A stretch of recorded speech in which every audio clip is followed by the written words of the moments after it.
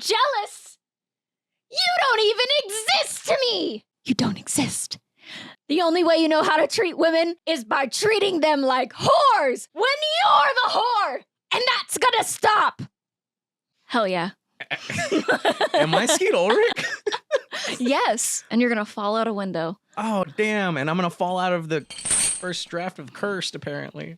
Anyway, this is Terrorpy!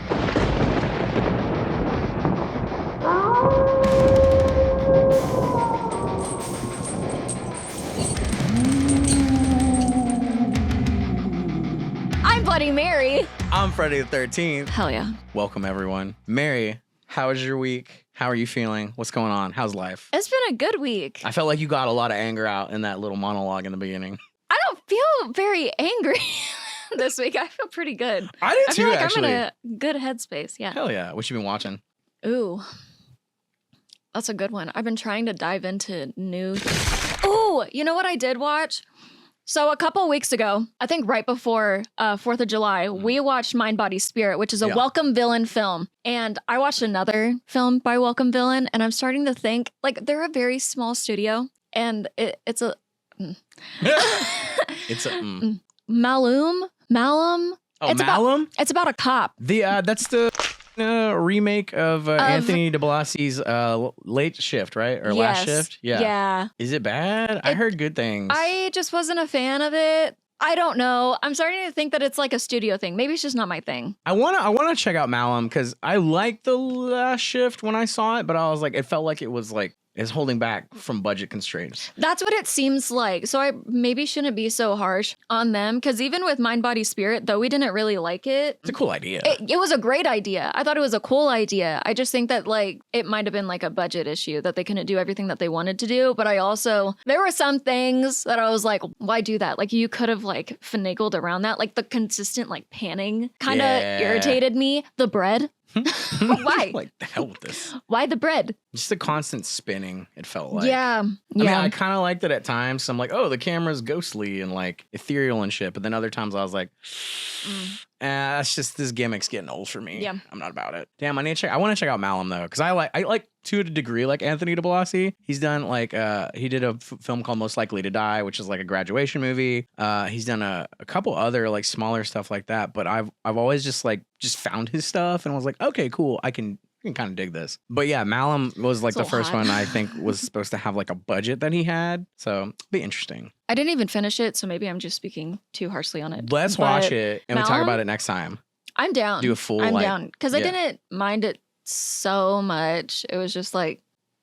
It's there. Yeah. Like, I feel like over the past couple episodes, been like trauma dumping on each other and like, especially me, I'm not even gonna lie. But like, I woke up like Monday and I've been through some extra stuff, but like, I was feeling very good. Like, oh, things are going good. Mm-hmm. And so like, we talk about that, like the numbness and stuff like that sometimes we feel. Yeah. And I was still like, this week was just like every day just kept going by. I was like, yeah, I'm not sad. I'm not mad. I'm just kind of here. Talk about like, you want some passions in life. And so I went down this rabbit hole of like found footage stuff. And I realized, and most of it's on Shudder, but like there's a lot of found footage right now that's like influencer horror, which all influencer horror is basically like you've got like social media influencers or YouTube influencers, and they're making a movie that they end up going into like some haunted house or some crazy shit like that. Most of the time, they fucking suck. And I'm not talking about the movies. I'm talking about the people in them. Yeah. And it depresses the shit out of me to watch some of these people. Because I'm like, are we like that, Mary? No. Like, I was like, are we like, I feel like if some crazy shit was going down, I would turn off the camera to go save you. Or like, maybe we'd be less douchey to like people that we meet. There are people who are like genuinely power hungry and addicted to the internet in ways that, I don't know. I think that's part of the reason why I'm not on social media right now. I'm not being fucking pretentious. I just need a fucking break. No, for real. That's it. But that's part of the reason why I'm not on social media right now. I'm kind of recentering myself. So I'm trying to take at least like 6 months off. It's just, it can be a lot, especially I know that I have a problem with like seeking external validation. And I know that's part of the reason why a lot of people get addicted to social media, or how it ends up becoming and forming this addiction to external validation is because of needing people to like tell you oh, it's okay that this is going on in your life, or having to overshare to get external validation. And I'm definitely that kind of person. So I'm still that way. I'm like, someone please tell me I'm not fucking up. Someone tell me I'm like not being a shitty person or something. That comes from your childhood. Anyway, oh boy. It comes from like deep trauma. We'll dive into like where this all comes from for us. Yeah. But so one movie I did watch, and I'd heard about it for a little bit. I like creature feature found footage movies. And there's this one called Frogman. Have you heard of it? So it's based off like a legend of this small town where like they have this thing called Frogman that's like this cryptid that's also like has mystical powers and shit. It's really interesting because the movie opens up with like a family vacation. The parents are fighting and the two kids are like, they have like a crappy little 90s camcorder, and the kids are, you know, in the woods after the parents are fighting, and they're arguing like, what are you going to do? Will you take mom's side? Why are you recording all this shit? And the kid looks down and there's a really cool looking makeup effect frog creature monster. Ooh. And I was like, oh, dope. Yeah. And then it pans to like a crappy YouTube asshole who's all like, well, you know about the story of Frogman. There's only 2 people that's ever seen him. So-and-so who has had an encounter with him. And this little kid, Dallas, has this infamous footage from when he was a kid. And he went on to film school and now he's a failure. So yeah, he's like shitting on this kid and like his life. And so the kid's now in his 30s. And he's trying to like prove that the Frogman is real so the internet will stop making fun of him and show that he can be a filmmaker. So the rest of the movie is he grabs like his high school sweetheart and his best friend who's a cinematographer, and they go on the hunt for Frogman. And like I had seen a bunch of people shit on this movie like horribly. They're like, oh, I can't believe I paid money for this. It was like $3.99 to rent online. I was like, calm the fuck down. I watched it and I really enjoyed it because like also the climax of the movie, you start seeing freaky shit. And it's on like a really crappy camcorder because his whole thing is like, I want to shoot it on the camcorder I shot the first original footage of when I was a kid. I love that. And so it like clicks out with like a lot of grainy footage and stuff like that. But like throughout the grainy footage, there's actually like really cool practical effects. And it's like one of those things like we were talking about earlier, how like sometimes the old school like tears and grain in a movie can enhance the movie. And so I think they had some really good effects in here. They used the grain and the tear to enhance those effects. So I really like that. And the whole thing is like basically losing yourself to your passion and like going in full force to do what you set out to do. Okay, I'm into that. Yeah, that sounds cool. I was really into it. There's some parts of it like it's also comedic. There's like a lot of goofy parts. Like his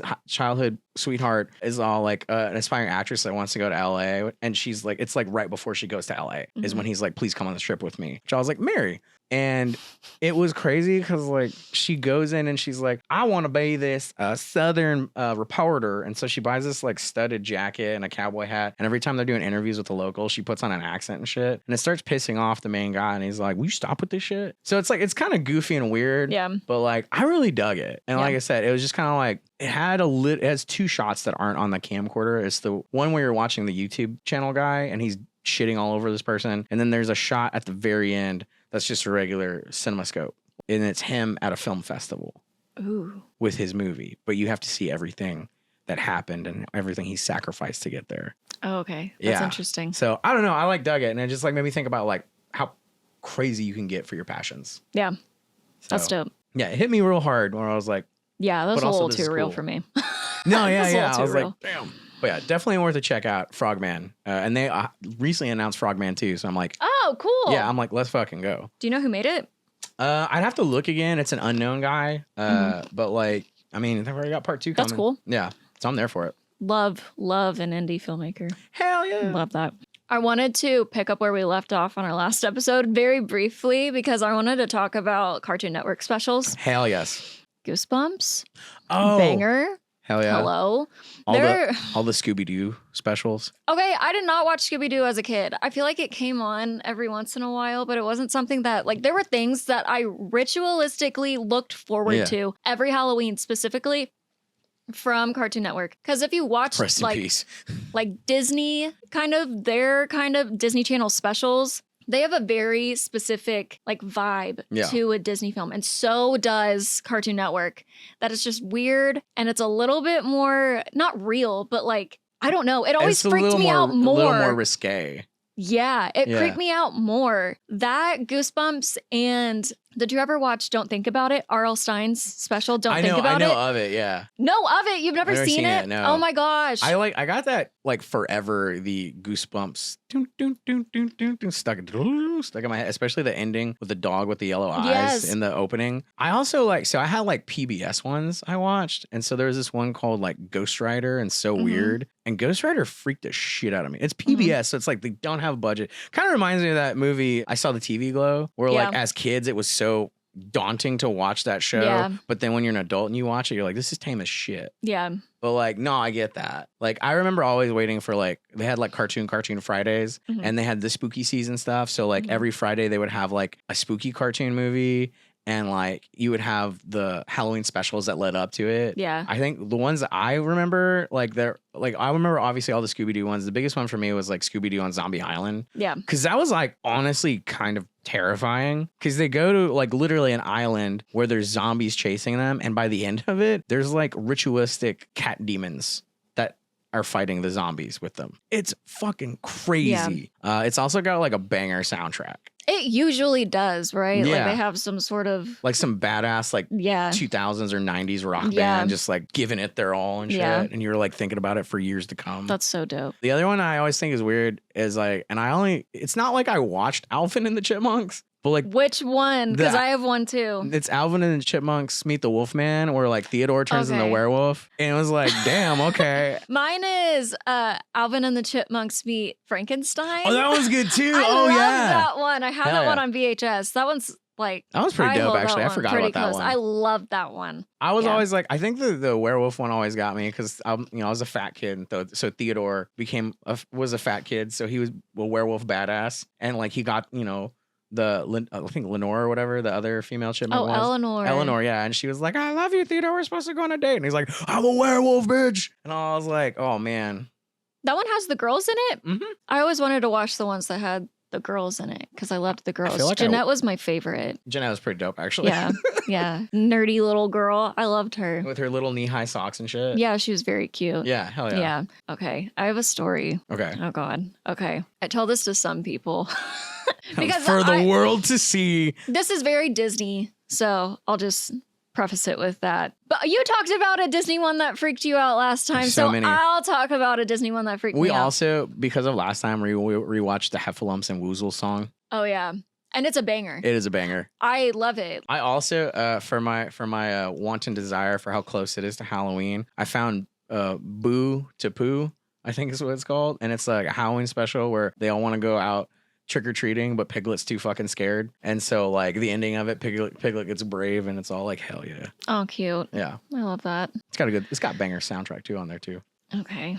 Here we go. Disney time. Okay. The first time I went to Disney, my mom's side of the family, they're all from California, like from Orange County. So they had like passes throughout their childhood to go to Disney or whatever. So it was my first time going to Disney.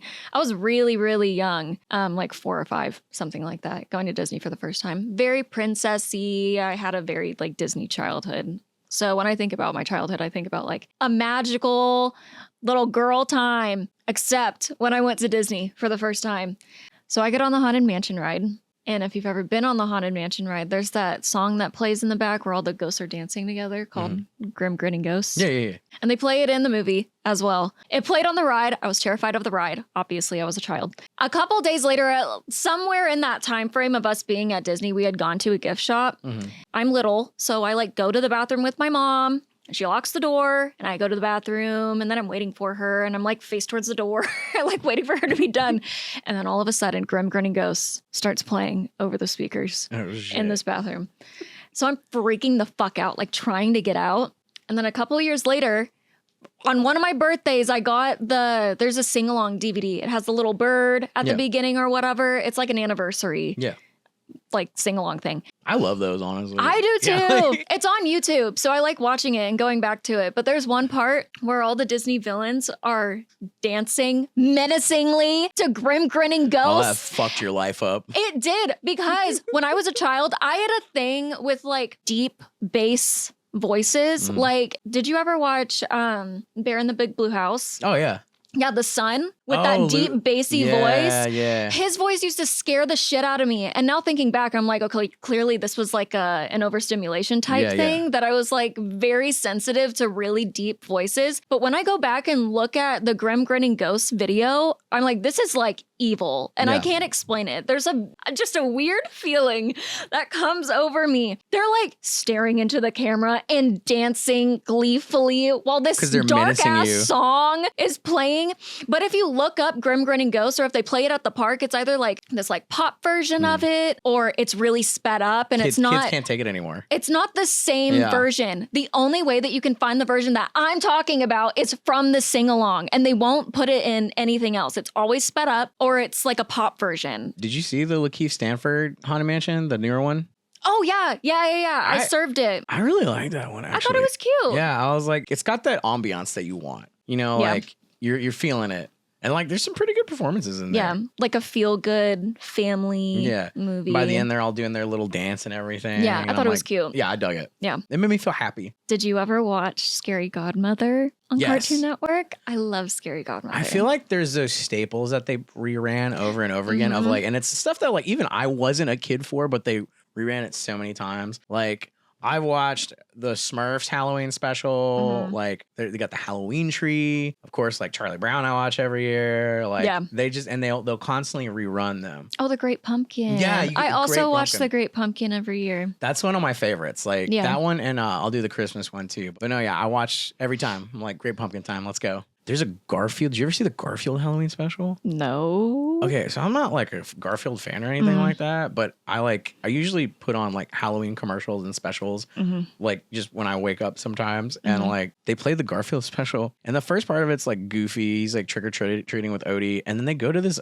haunted island, and all of a sudden the animation gets really disturbing looking about an old man in a chair talking about like how ghosts are coming to the island to steal his gold and stuff, and then he like disappears and dies, and Garfield and Odie are left there with these really messed up looking matte paintings for the backgrounds and these ghoulish ghosts, and apparently it won an Emmy. It's so jarringly freaky when it switches to animation, and then when they get off the island, I was like, and I saw this in my adulthood and was like, this is fucking some of freaky. These old cartoons, that's what you were saying about Pooh, like it's something about these old cartoons are just a little bit too fucked up. Yeah. Like there's something wrong with it. That is the essence of analog horror. Like that feeling of like almost nostalgia, but like, it's I don't know. Yeah, there's something wrong. There's something amiss. But with Scary Godmother, I fucking love Scary Godmother. I got the book. She has like a whole, not like a graphic novel, but like a collection of all of her comics stories and stuff, into a little book. So I got it. I don't know. I've just always loved Scary Godmother. But it's good times. I think that's like a great segue because it's about a witch. Yes. And that's today's topic. Which Season of the Witch is the best Halloween movie in my opinion. So,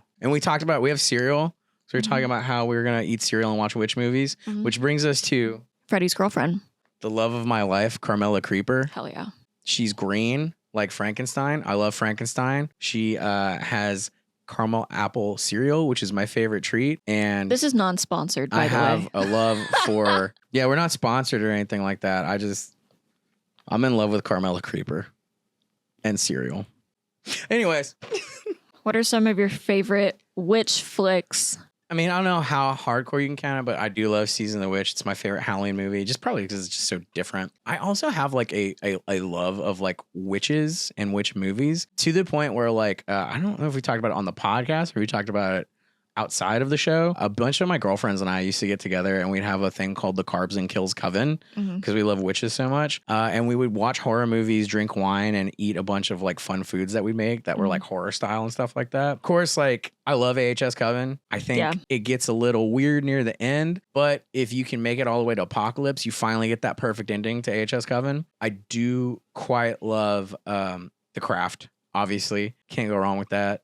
Another one I have with one of my besties, we love Practical Magic. Yep. And so she's my Sandra Bullock and I'm her Nicole Kidman. And also like Diane Wiest as like one of the aunts in that movie. Yeah. From Lost Boys. And at the ending, they're all like flying on their brooms and shit. And I'm like, yay, magic. So yeah, those are a couple that I really like. I'll probably have like 1,000 more come in my head the moment you start talking about other ones. But those are ones that like always I gravitate toward. Yeah. Actually, you know what? I'm going to give one that you'll probably roll your eyes at me. It gets a lot of hate, but I love Tommy Vercola, who did Dead Snow, and he also did Violent Night recently. But his second movie he did was Hansel and Gretel Witch Hunters with Jeremy Renner. I've never seen it. It's so fucking fun. I have it on DVD, but I've I got never the Blu-ray. seen it. It's so fun. And the witches act like Evil Dead witches. Oh, okay, cool. Yeah, so like they're all like messed up practical effects, and they all act like deadites and shit like that. It's really awesome. And on that note, you know what? I'll also go with another goofy one. Alex de la Iglesia's Witching and Bitching, or in his native tongue, Las Brujas de Zigomorda. And that one, it starts off with a robbery where this guy is literally dressed up like Jesus on the cross, comes in with his crew, robs a bank, steals some kids that are his from his wife, goes off to go into hiding, and they stumble upon this coven of witches, and like it's just goofy as hell fun. And even to a point where like his ex-wife who's chasing him trying to get her kids back gets turned into a witch. Oh, that's funny. Yeah, it's goofy as fuck. It's Alex de Iglesias, the man who made Dia de la Bestia. So those are my top picks right now. Yeah. You already named two. Obviously, I'm gonna fucking talk about The Craft. It's my favorite movie of all I know time. you quoted at the top of the episode. If you think that I can't go through the whole movie, I figured you could quote the whole damn thing. You're lying. You are lying to yourself. I love The Craft. But we talked about it on the first episode, and I talk about it a lot. We are the weirdos, mister. For real. Do you believe in Manon? No. Let me tell you why. Because I'm pretty sure they made that up for the movie. They have like they took a couple deities, didn't they? Yeah, it's like an eclectic kind of building upon it. Essentially, I think what it is a mixture of Mother Earth and the universe put into one thing, because they're talking about like, no, it's bigger than God and the devil. If God and the devil were playing football, Manon would be the field that they were planning on and the sun that shone down on them. So it's pretty much, it's the universe. That's what it is. Mother Nature. I was watching it the other day, as I do. The only reason I'm bringing this up is because I talked about wanting to talk about the sequel. Yeah, Craft Legacy. That gets a lot of shit, and I want to discount that. I want to talk about why I think it's a great movie. Not necessarily like a great movie, but I think it's essential. So in the original, I'm going to put my cereal away. In the original, you get a lot of themes of like power complexes and people going after things for the wrong reason or not dealing with their internal trauma. Like Nancy, for example, she wants the power all to herself because she has to deal with the shit that she's dealing with at home, right? So she's bringing all of that shit into her friendships. She didn't want Sarah to be in this group in the first place, right? And none of this magic was going to start working until Sarah came in. Like this shit started working because of her. And Nancy's ungrateful. And they talk about balance. And that's where all the shit starts to go wrong, because if you're taking, there's no balance. You still have to give something back. And there's a lot of controversy. I don't know if you know about the laws, like unwritten rules in witchcraft. Okay. There is a rule about the threefold law that whatever you put into the universe is going to be brought back to you times 3. So if you're grateful, then you're going to be shown the things that you deserve, right? The things that you desire. But if you're putting out like, I want this, and that's it, and you're putting out a lot of hate, and you're trying to, essentially it's used for like hexes. Like if you're putting that out into other people, seemingly for no reason, then that is going to come back to you. Like, why would you put something into the universe that you're not willing to endure yourself? But there have been people talking about how that's not necessarily true. That what it actually states is if someone were to send you something, that you can send it back to them times 3, and not necessarily that the universe is going to be punishing people by sending that back to you. But I kind of disagree. I agree with that, because there are terrible people in the world who don't give a fuck whether or not they're terrible people or not, right? But I mentioned this to you a couple episodes ago that I don't necessarily believe in like good versus evil. I think that's like a very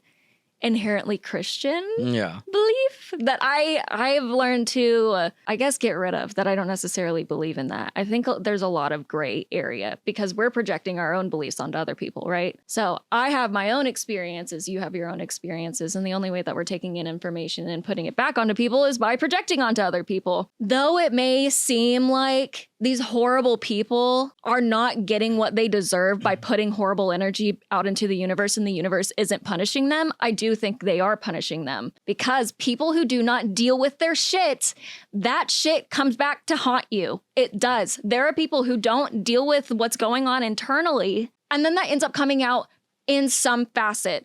Either like if it's not coming out monetarily, like they're a very like outwardly successful person. There are so many wealthy people and successful people who are completely unhappy. There are people who have ruined their marriages, who have ruined their relationships with their children. Like it comes out in a certain way. So I do believe in the threefold law. With that being said, the sequel and why I enjoyed it, I was also one of those people who was like, I don't want this fucking movie because I love the original so much. There's something so special about the original. It's also so cool that Fairuza Balk actually, that she's the real deal. She took this so seriously. She had real experiences happening to her on set. I also find it so funny that she was in Return to Oz and she was in The Worst Witch. It's almost like spirituality finds you and things are meant to happen. Crazy. Also, so two wild. of your favorite movies. For real. Yeah, like for real. It's crazy. So the sequel, I also wasn't looking forward to it because How do you do it? After that long too. I agree with that. I'm not a huge fan of reboots or remakes of any capacity. Requels. I just don't like it. I think it's lazy and redundant and not very creative. There are people who have done it like successfully and things that I like, I think it's like that whole thing too of like, though, whenever you get reboots or remakes like that, a lot of them are like start life as something else. Like they have this idea that is like so off the chart away from like the original movie that like, this isn't actually a remake of this, but if we put the title on it, we get the people that love the original movie to come in. It's a weird thing. I almost don't mind that so much. I feel like if you're going to do something creative with it, then why not go for it? But if it's going to be like a carbon copy of the original or it's like... Or a crappier version. Yeah, like at that point, I don't really understand why you would go to the trouble to even do it. But it's like I love Chloe Grace Moretz, but like I did not like Carrie. I didn't either. So CGI. So CGI.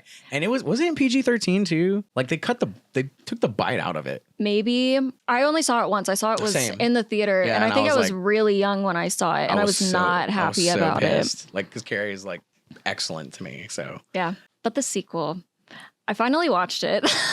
Like a year or two ago after I had finally put my bias aside.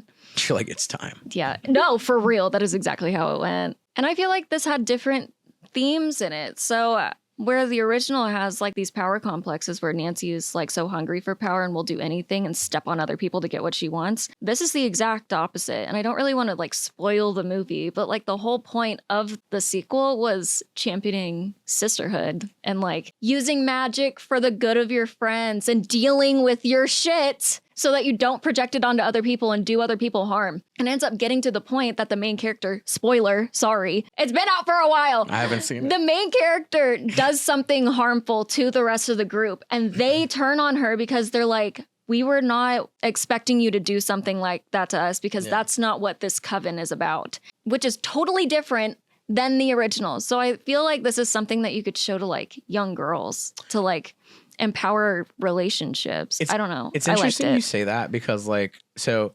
obviously huge Hocus Pocus fan. And then Hocus Pocus 2 came out and I saw like everyone and their mom just like shitting on it. But like, I really liked the central main protagonists in that movie, like the three girls and like their relationship of how they like kind of want to be witches and like how they have like a thing they do every birthday where they get together, go out and do like a ritual and like watch horror movies and stuff like that. I was like, that's really cool. Cause like, you know, the kids in the original Hocus Pocus, yeah, it's a lot of fun, but it's max. I want to go get laid. My little sisters piss me off. Basic.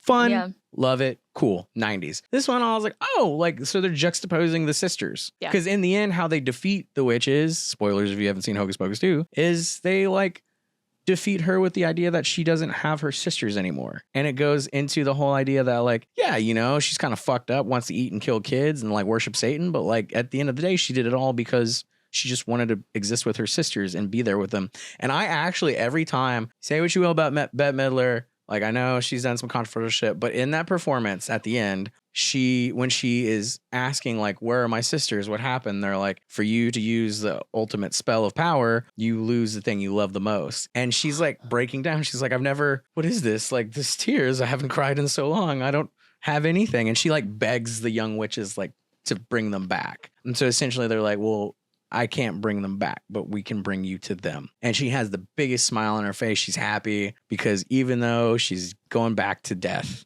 she's with her sisters again. And I'm like, that was so, like, every time I watch it, at that point, I'm like, damn it. I love that. I haven't seen Hocus Pocus in a hot minute. The sequel. Yeah. Yeah. I think I saw it when it came out and then I haven't seen it since. Oh, I was but all, that I was is all so about emotional. it. I got Hocus Pocus candles when it came out. I got like, if it had the Hocus Pocus brand on it, I bought it for that first night it was streaming. I was like, let's fucking go.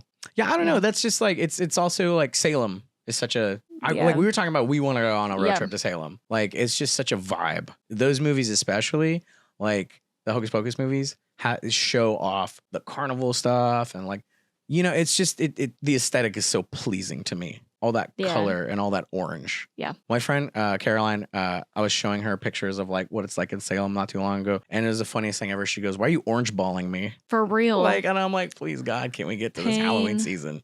I love that. The idea of sisterhood in all these like witchcraft type That's why I think films. that's why I'm drawn to witch movies and stories, because it really is a sisterhood. Like even AHS Coven, like I mean, what's her nuts? Emma Roberts. Yeah, Emma Roberts. I'm like, you're the one that sucks. The rest of them, they love each other. Damn it. Ugh, it just hurts to watch. I'm like, why are you belong in fucking purgatory hell where you're like in line at a store forever.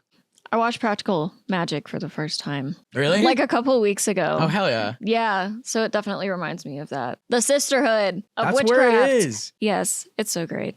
I don't know what else I had to say. Oh, I was going to talk about Casper Meets Wendy. Very briefly. I actually love that. I had the VHS back in the day. Hilary Duff is Wendy. And like, wasn't it Shelley Duvall as one of the witches? Is she? Yeah. I don't remember that. I think I could be wrong, and correct me if I at some point this episode, next episode, whatever. But I think the main aunt witch is the same actress who played the villain lady in the Casper movie. Oh, I didn't know that. Yeah. That's cool. I was like, holy shit. That's so cool. I love when they do that. Yeah. When you get to play a different character. She doesn't like the witches. Oh, clearly. Yeah. Your apartment's haunted. I think so. I really do think so. Yeah, she sees things a lot. But that's just another example of like family. Yeah, family coming friendly. Together. The sisterhood of witchcraft. Fuck. God. If I have to shove it any more down your throat, then you either get it or you don't. I'm here for it. Are we in the sisterhood? We are in the sisterhood. Hell yeah. Yeah. Oh, so we're closing it out? Yeah. All right, guys. I'm Freddy the 13th. I'm Bloody Mary. And that has been Terrorpy for this week. Please comment about some witch movies that you like. If there's anything that we've talked about that you want to get off your chest, we can talk about it on the show. Help you guys out with anything that we might have any relation to, or maybe suggest some movies that help your mental health, because we have a lot of them that we've seen. So please like, subscribe, comment, and we'll see you next time on Terrorpy. Hit that notification bell.